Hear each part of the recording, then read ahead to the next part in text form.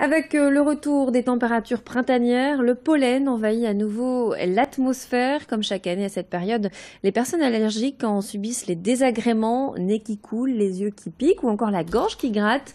Les crises allergiques sont causées en grande partie par le pollen d'arbres et c'est le bouleau qui est le plus pointé du doigt. Il faut savoir que le bouleau est très présent dans notre région. Quelques précautions à prendre pour éviter d'être touché. La première, ne pas se balader en forêt quand le niveau d'alerte est élevé.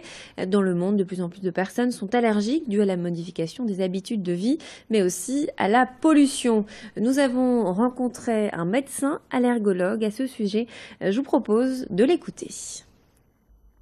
Le printemps, ça démarre tôt, plus tôt que ne pensent les patients, puisque dès janvier-février, on peut avoir dans l'air, même dans le nord de la France, des pollens d'arbres.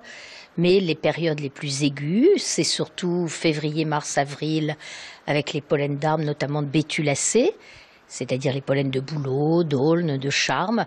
Les bouleaux, il y en a beaucoup. C'est un arbre du nord, des régions du nord. Et donc ça, c'est une pollinose importante et qui prend de l'expansion depuis ces dernières années dans nos régions. Et après, mai, juin, juillet, démarre plus la saison des graminées. Les graminées, eh bien c'est par exemple la pelouse, le gazon. Quand on tond une pelouse, on met dans l'air une suspension de pollen de graminées. Donc les pollinicograminés sont gênés s'ils tondent leur gazon sans prendre des précautions. Et puis dans les jardins à l'époque actuelle, moderne, on va dire, on utilise beaucoup les graminées, les herbes de la pampa et toutes ces petites herbes très décoratives pour les massifs, ainsi que les bambous. On oublie souvent que les bambous font partie de la famille des graminées.